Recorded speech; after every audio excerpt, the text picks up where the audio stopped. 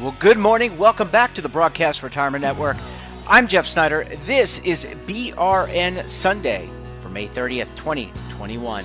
We've got another great show for you this week, and we're right before Memorial Day, but I've got members of the media, financial services, and academia all lined up and ready to analyze this week's news in retirement markets, technology, personal finance, so much more. So sit back, relax, enjoy this episode of BRN Sunday. Let's kick off the show this week with a look at what's going on in Capitol Hill. A lot of legislation, regulation, guidance, you name it. It's coming out of Washington, D.C., and who to break that down better for us than the Legal Eagles, better known as David Levine, Kevin Walsh. Both are principals with Groom Law Group, an employee benefits law firm based in Washington, D.C. Gentlemen, so great to talk to you again this week on this Memorial Day weekend. Thanks so much for joining us this morning. Jeff, it's good to be here. Happy Memorial Day weekend to everyone. And we hope that folks, regardless of your COVID, comfort levels, are having a good beginning of summer. Excellent. So Kevin, a lot of developments this week. And I agree with you, David. Sorry, I didn't mean to just abruptly jump off. So Kevin, a lot going on this week. Don't worry, Jeff. That's pretty standard. As you know, Kevin and I can't let each other, or you clearly, finish a sentence, so we're good. I appreciate that. Kevin, let's throw it to you, though, because I know there's a lot going on. You wanted to break it down for the audience and what it all means. Yeah, so this week there's going to be kind of two updates, and it sounds a lot like our greatest hits, where we're focused on missing participants, we're focused on ESG, but this week there's a whole lot of developments in both areas. So we want to highlight what's going on and what it means and what it might mean going forward, and just it's a holiday weekend, and there's really no rest for the Legal Eagles when guidance comes out as holidays approach. So the first topic and the two topics, just throwing them out, are missing participants and ESG. On the missing participant front, there's been a lot of movement in some of the legislation we've seen lately, whether it's Secure 2.0, whether it's other proposals are being kind of drafted on the Hill, to see if Congress can come up with a legislative solution to the missing participant problem.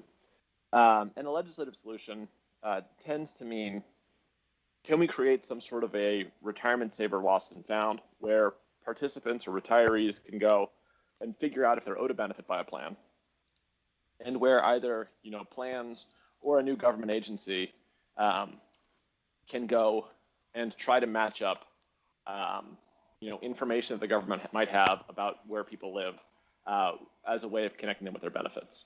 And there's been a number of iterations of retirement savings lost and found, ranging from things that would have PBGC take over to essentially just imposing new rules on plan sponsors. We're going to see where this develops, but this is a topic now where we've seen 5 or 6 different draft pieces of legislation, and usually when there's that many chefs in the kitchen, it signals that this is an area where there's an opportunity for some bipartisan compromise and possibly an opportunity to get something done. I know that I would. Hey, Kevin. The missing participant issues, but David, I guess you're going to disagree. You'd like missing participants to stay. Well, actually, because this is your favorite topic, Kevin, I want to ask, are you throwing your hat in the ring to be head of this new agency that's going to exist? Because it seems like you are the perfect fit, given your love of missing participants. My view is that if the government is in need of good people to serve, you've got to step up and step forward. And I'd be happy to look for the people, and for the people who can't find, I would claim their benefits if I was allowed to. Well, that I have no doubt, Kevin. But you said there were 2 things. What's the other item on the list? The second item on the list is ESG, and I feel like ESG has gotten so mainstream that we don't need to really say it means environmental, social, and governance-related investment decision making. But what? Well, Yeah. But anyway, we're going to say it anyway. Back to Latin when I was in elementary school. That's called praeterito. You're saying it without saying it. Well, I mean, I think that ESG speaks for itself. I mean, it's almost like res ipsa loquitur. E pluribus unum. I'm going to jump in. Alia acta est. Go ahead, Kevin. Yes. Finis origine pendet. The die has been cast. Okay. Back to ESG. We took him off message. Go ahead. Well, I was great. Busy working on translating my Latin phrases. But I think you had a perfect transition there with alia acta est, which is the die is cast. in the ESG front, we've seen kind of pivots between the Republican administrations and Democrat administrations. And the trend has been that Republicans tend to want to put a thumb on the scale against ESG investing. That's my words.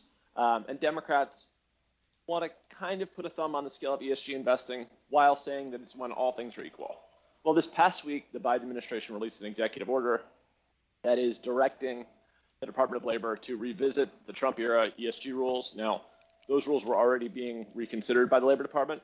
But the interesting piece of this guidance is that it instructs DOL to figure out how the retirement system can be protected against climate change risks.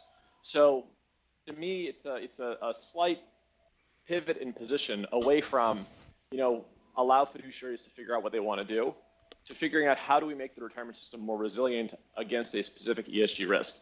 In the UK, we've seen disclosure rules around pension funds and their risks for environmental hazards. So possibly this could be a way for the Biden administration to signal that they would like similar reporting. That being said, it's an executive order.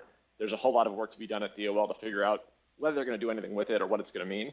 But to me, it's a significant departure from, all things being equal, to how do we build a more resilient retirement system against specific risks. David, do you want to disagree? No, I actually think Kevin did a really nice job. And I've got nothing more to say this week other than that was great, Kevin. And thank you, Jeff. Can I ask a question, gentlemen? I mean, it's my What? show. I guess it's my show. I can technically do that. You are the host, sir. You may do as you wish. Yeah, well, I appreciate the breakdown. Let me ask you a question. I was taking note of, I was reading an article this morning because, I compile the news every day, and I saw something around some legislation that Senator Tuberville had mentioned about the TSP and not being able to invest in certain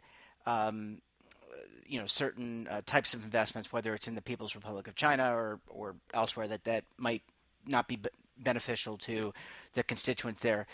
When you look at that piece of legislation, and that is only focused on the thrift savings plan, the largest retirement plan, to my knowledge, in the world, DC retirement plan in the world, what are your thoughts about that? Without, I don't want you to put you in a bad spot, Sure. but what are your thoughts about that? And would that be something? How would that roll over to ERISA, or could it roll over to ERISA if that got passed?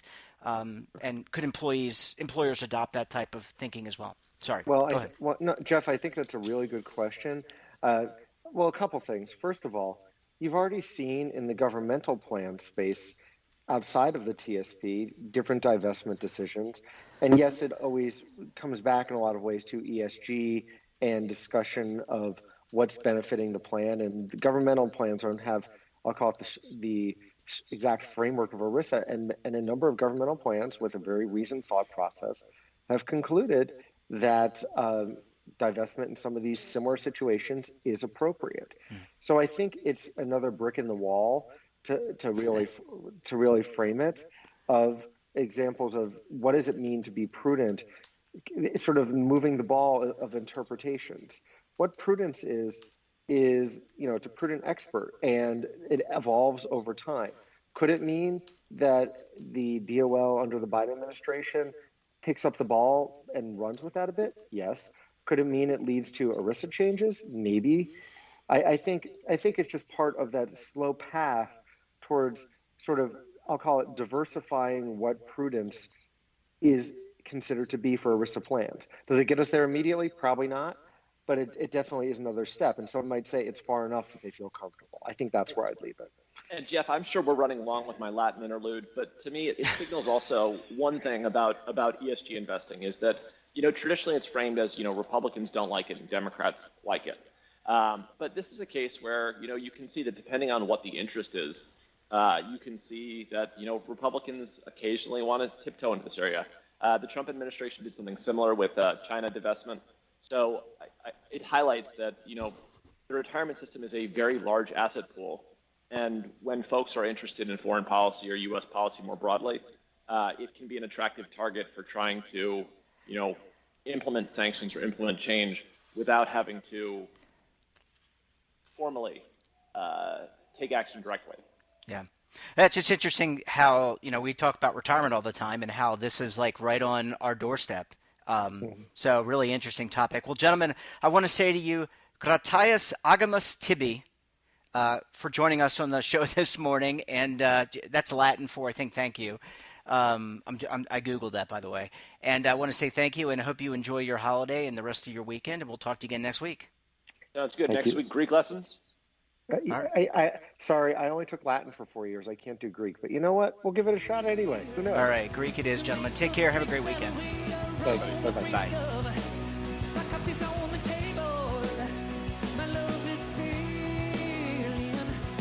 Welcome back, and going into this Memorial Day weekend, and things are opening up around America, hopefully where you are. We're going to talk a little bit about spending and what that means. We're going to talk personal finance with Mari Backman. She's a personal finance reporter for The Motley Fool. You can catch her writing on motleyfool.com and a lot of places. Mari, great to talk to you as always. Happy Memorial Day. Happy weekend to you, and thanks for joining us this morning. Yeah, no problem. Thanks for having me. So, kind of in the lead up to your segment, I just mentioned, things are opening up, and I think people are antsy. They should certainly be following the CDC guidance that we've seen posted on the website. So, just want to reiterate that for everybody. But there might be some temptation to get out there and spend, which isn't a bad thing or a good thing. It's just the reality. But I know you wanted to weigh in on this. Yeah, definitely. Well, so it's funny because as, someone who I would say has been fairly cautious throughout the pandemic, but also someone who's fully vaccinated, I'm comfortable, now doing certain things that I wasn't necessarily comfortable doing before. And I have a habit of just checking my credit card statement, every so often. Some people don't check till the end of the month, but I like to check along the way just to, I don't know, make sure I'm not spending too much and whatnot. And, I took a look the other day just on a whim, and I was like, I'm like, this is a bigger bill than I've had in a while. And it's because I'm actually socializing again. I'm actually going out, and meeting friends for dinner, which is something I really hadn't done much of in, 14, 15 months. And, it was sort of like a wake-up call for me because we're also, now we're planning some weekend trips. We're trying to plan a summer trip. And it's like, a lot of people I know, after basically adjusting to the pandemic, a lot of people have basically spent the last 14 to 15 months, cooped up at home. And with that, there's actually been a lot of forced savings. Mm-hmm. That's a good thing. And some people I know, at least, have taken some of the money that they'd normally spend maybe commuting to work or maybe going out to dinner. And I know they've been spending at least some of that money, though, on other things. And I think, Jeff, now's a really good time to kind of, as things are opening up and as the weather's warming up across the country, you want to get out and do stuff, and it's great. Now's the time, I think, to just, take a little bit of a look at your spending and kind of see, okay, how are things going to change for me? If I want to go back to socializing the way I used to, how's that going to impact me financially? And also, are there extra expenses or extra things that I treated myself to during the pandemic because I wasn't spending, on my usual stuff? Are there things that I now maybe should consider dumping? Like they have, for example, a lot of people, they've been home a lot. They don't like to cook that much, or maybe they're not great at it. So they do these, meal service boxes, where either they send you the ingredients and you make it yourself, or sometimes the meals are even, pre-made for you. And it's sort of like it's more expensive than groceries. It's maybe not quite as expensive as going to a restaurant or doing takeout.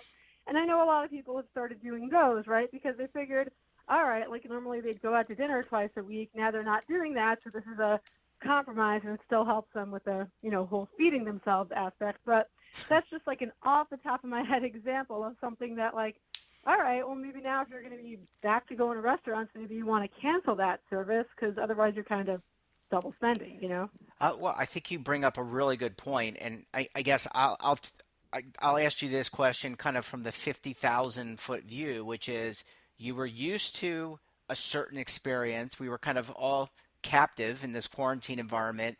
It really changed how we behave. Now things are releasing a little bit. Hopefully, if you're vaccinated, if you're in areas that have relaxed some of the protocols in accordance with the CDC guidelines. And so you actually absolutely have to retrain yourself, I would think, Mari, in what you're doing. I mean, in terms of your personal spending, so that you don't put, because you don't want to jump in and maybe you're out there buying a color TV. You celebrate, or you're going to go to the buffet or whatever. I'm just telling you, I would like to go to the buffet, but Ah, you kind of just jump right in, and you kind of that muscle memory takes over, or you forget that you need to be frugal. You forget what some of these expenses are, and let's also keep in mind, Maury, prices have gone up, are going up. We see the prices of goods and services going up because of inflation, because of the supply chain challenges that are out there that you've talked about. So I think it's more about, hey, time to reflect. How are you going to adjust your budget to all this? Long-winded question, I guess, or rhetorical question. right. No, but you're totally spot on. I mean, because that's the thing. And look, it's even if we want to push inflation aside for a minute, all right, so it might cost you a little bit more to take your road trip because gas might be a little bit more, or maybe you're gonna go to the supermarket and certain grocery items are going to be a little bit more. Even that aside, I mean, I think that the bigger impact on budgets in the coming months, at least, may actually be just changing habits more so than inflation. Because look, and we spoke recently about it on the show, where inflation can be sneaky. You're spending an extra $3 a week on gas and an extra $7 or $12 at the supermarket, and maybe a little extra money here and there, and it may not seem like a big deal at all, except if you're living paycheck to paycheck. Those $3, $7, $12 purchases, those boosts can add, those increases rather can add up. So that is definitely a thing. But I think what's going to be even more dramatic for a lot of people in the coming weeks and months is this whole mentality of, my goodness, I'm free at last. I can take a trip, I can go out to eat, I can go to a dance club or whatever people like to do. I mean, I'm a homebody personally. You won't catch me at a club anytime soon, but whatever it is people like to do with their free time. Oh my God, the idea of a dance club was a nightmare before COVID, but all those cram bodies. But the point is, I think people just need to be honest with themselves at this point and set priorities and say, okay, well, now life is changing, and it's a good thing. It's a very, very good thing. But how do I now make sure that, now that I have my freedom back, how do I make sure that money doesn't become my new source of stress, right? We've all been stressed out for 14 months worrying about this pandemic, worrying about COVID, worrying about getting stuck in quarantine, worrying if our kids are thriving in remote learning. There's been a lot of stress and anxiety in this country over the last 14 months.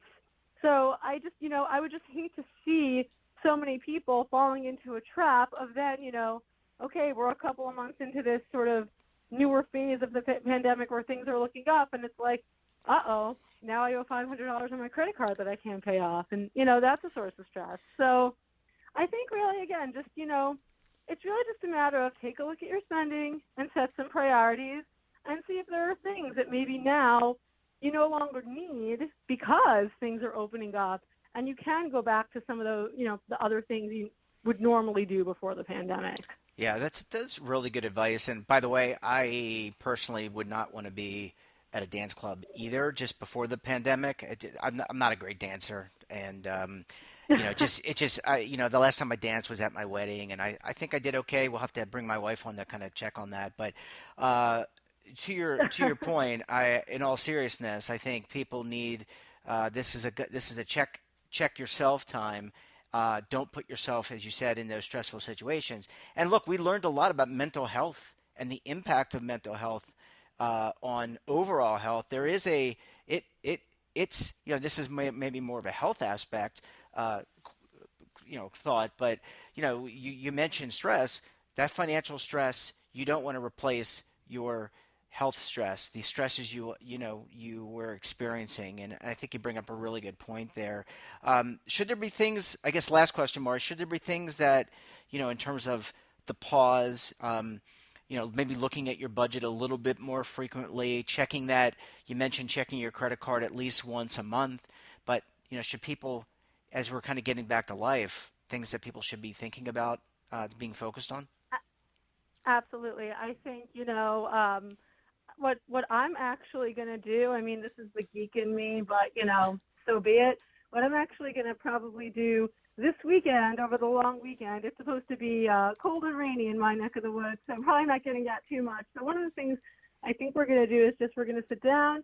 We're going to take a look at our budget. I mean, this is not going to take very long. This is not my weekend project, mind you. But, my husband and I will probably aim to sit down for a half hour or so and just kind of go through things, and say, all right, well, we also have some different bills coming up just because last summer our kids didn't go to camp, and this summer camp is open again, and we're very thankful for that. But, that's a big expense that we have to budget for. And I think we might just take a look and say, like, okay, well, do we need to keep paying for this? Do we need to keep paying for that? Do we free up more money for that? The other thing, too, is that, eventually, my husband now is working from home. Eventually, he's going to have to go back into his office. We don't know exactly when he's going to be called back because his company hasn't made that announcement yet. But I know a lot of people in that boat where they're sort of in limbo, right? Where it's like, maybe you don't have a return date yet, but given where we're at in terms of the pandemic, I think in the next number of months, a lot of companies are going to start saying, okay, folks, you've been working remotely now for 15 months. Now, we want you back in the office August 1st, September 1st, October 1st, whatever it is. And for a lot of people, that commute is a big expense. Yep. And that's something that's going to come back into play. So definitely now during this sort of what I call this hybrid time, this transition time, hopefully a permanent transition toward the better, take a look at your spending, take a look at your expenses, go through your credit card statements, go through them from like the past 3 months. You can log on to your account and you can pull up old statements and just get a snapshot of what it is you spend on, and then take a look at each thing and say, okay, like, is this a necessity, or should I maybe cancel this to free up money for something else, And obviously, your grocery bills, those are a necessity, but that, just to go back to that example, that subscription box may not be, or maybe you signed your kids up for some online activities because they've been cooped up at home and bored, and hey, maybe you don't need that now. Maybe now that maybe if you feel safer, having your kids hang out with friends again or whatnot, maybe you don't need to pay the $40 a month for whatever subscription thing you have for your kids, So there's just a lot. Basically, just take a look at what you're spending on and just make sure that you're spending appropriately and make sure that you're really, putting your money to good work and prioritizing what's most important to you. Yeah, really, really good advice. And you maybe think about the commuting I used to do into Manhattan. I'm sure that those prices are going to go up. So no, I don't even want to think about it. I do not want to think about it either. But so fingers crossed, everyone, something to do this weekend if you're not going out or if the weather's not great. You can always look at bank statements like Mari and her husband are going to do. Mari Backman, it is always a pleasure chatting with you. Get some great ideas there, and I feel my zen coming on for the next segment. Have a great one rest of the weekend. We'll talk to you again very soon. Sounds good. Bye-bye.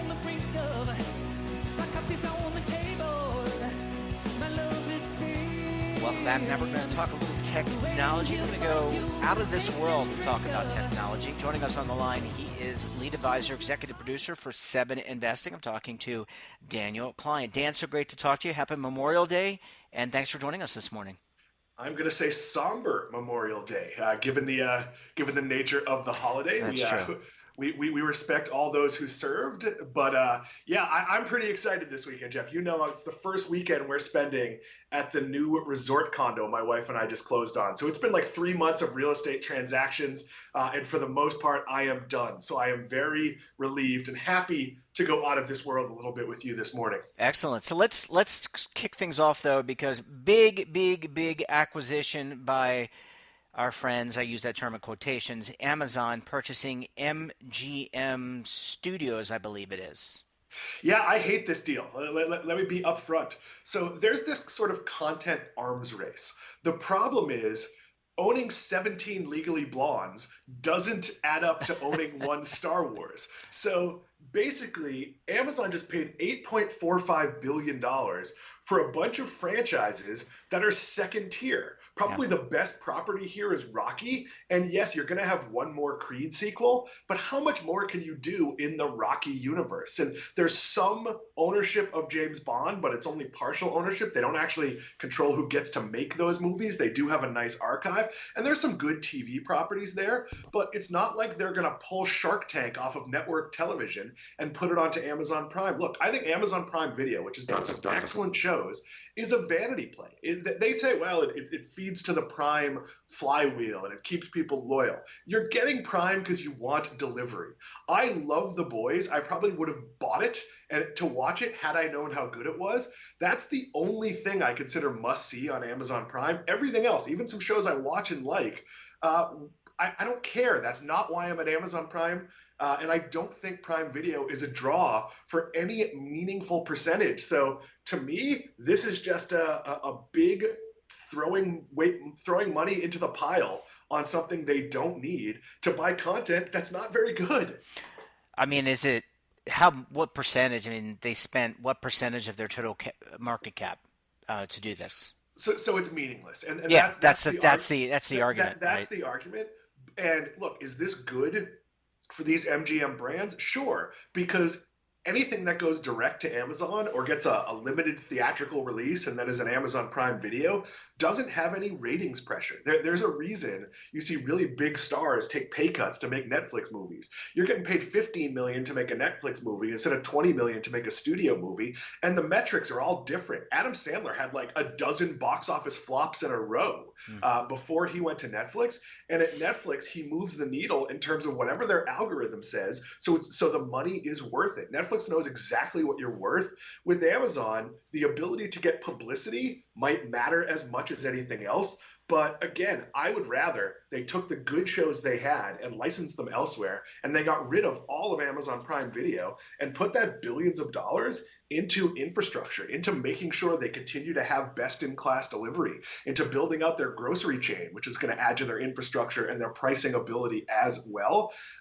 Look, I would not have been a fan if, say, CBS Viacom had acquired these assets, or Comcast, but at least you'd be taking mediocre assets and adding them to your pool of mediocre assets. I mean, it is, in the world of content, it is Disney at 1, Comcast at like 6, like there is no 2, 3, 4, 5, and then after that maybe you have Netflix. I mean, Comcast at least has some big ticket franchises. We're seeing Fast and the Furious 9000 or however many there have been is doing really well overseas, but they don't have a lineup like Disney where they could say, okay, we're going to spin off 9 shows within the Fast and the Furious world, and that's going to be good for Peacock. Only Disney can do that. So chasing all of this like second tier, like I'm not sure owning rights to something that was a hit in 1985 that might be rebootable, just because you just got the rights to Bosom Buddies does not mean you made a good purchase. And actually, I don't think they got the rights to that. I was just trying to pick an obscure television show that you couldn't possibly remake now.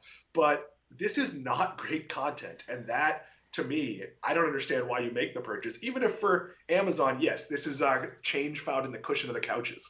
Yeah, it must be nice. Dan, let's transition. Let's go out of this world. Let's talk about a commercial space cleanup service that could be ready by 2024. So let's define for the audience what are we cleaning up in space? So we have a space junk problem. As we launch more and more satellites have a shelf life, and when they go dead, they end up as space junk. And we've seen it recently. Sometimes they come crashing back to Earth, which is generally harmless, but not great. And sometimes they just sit in space. And if 2 satellites crash, which hasn't generally happened but could happen, that could create all sorts of havoc. So when you have companies like SpaceX, looking to send thousands of satellites into orbit, you need a method to clean up dead satellites and other space debris. So there is a company coming online that's going to be able to do that. And Jeff, I'd go a step further. I'd actually make it a legal requirement that when you launch something into space, you have a contract in place to deal with the removal of that, even if that removal is 20 years in the future. I am not sure. Look, I can't put a boat in the ocean. Let's say I'm a cruise line. Carnival cruise line can't put a boat in the ocean, and when they decide it's no longer viable, they can't just leave it in the middle of the ocean. They have to send it to a shipyard and have it dismantled and taken apart. Right now in space, we have just this sort of like free frontier, and we don't need our sky clogged up with dead satellites, or worse, dead satellites plummeting back to Earth. That seems like a really bad idea. Yeah, and there must be thousands of pieces of these things, old debris from rocket boosters. You mentioned the satellites that are dead, and these become real challenges when you're trying to get into orbit, right? I mean, you're trying to get through the atmosphere, you get into space, and you've got to kind of navigate this. I know that I forget that maybe it's NASA that tracks all these different, tens of thousands of objects, probably. That can be really dangerous. I don't know if it affects the environment, because there's no environment, but it does affect your ability to navigate and to be safe if you're a human explorer or a pet explorer, I guess, or a dog explorer. It's a problem that's going to grow, so we need to deal with it. This is a company that's building out the apparatus for, I don't know, let's call it a space dump truck to go pick these things up. And I don't know if they bring them back or if they shoot them into the sun. I don't care, frankly, but I do want to see methods in place. Like, pollution is an issue. You can't, as a manufacturer, just dump your waste in the ocean. I mean, you could for a long time, but now you can't. So we need to deal with this with space, and I do think it's going to be private business that does this. If we had a more industrious government, look, I don't love that NASA has essentially outsourced space development. I would rather the U.S. also was pursuing its own strategy while private business was doing the same. This could be a profit center for government if they created this and said to companies, hey, look, you have to arrange for cleanup, and we can do it cheaper than private industry. But that being said, I'm glad to see this is coming, because we're going to see somewhere between 10 and 20,000 more satellites delivering internet and other things in the coming years. And that problem's only going to get worse. So we're going to have to regulate space on a global level. And look, I'm a big fan. I believe fully that mankind's future is in the stars. Well, we want to make sure we can actually get to the stars. It's going to not be great if we finally create a Mars rocket and there's no window to launch it because the sky is cluttered with satellites making our internet 2% faster. Is that Mankind or Dan Klein? Just kidding. Dan, if we launch from the moon, some of this goes away, though, right? Because you're going to be launching from the moon, which is easier because it's 1/6 the gravity of the United States. 1/6 the gravity of Earth gives you a better. You don't have to use as much fuel. The rockets don't have to be as powerful to escape velocity on the moon. Get you to Mars and other places. Still, it doesn't deal with the issue of more satellites around our planet, but it would minimize some of the debris, right? Because you wouldn't have rocket boosters and things as many rocket boosters and things. I think we're maybe 20 years, maybe less away from like space tourism to the moon. I think that's a logical extension of what we're seeing with Virgin Galactic and these sort of really expensive, kind of not great value space tourism ideas that we're going to see something equivalent of the Disney Star Wars hotel where you go to the moon and have a 2 or 3 day, like very intense experience.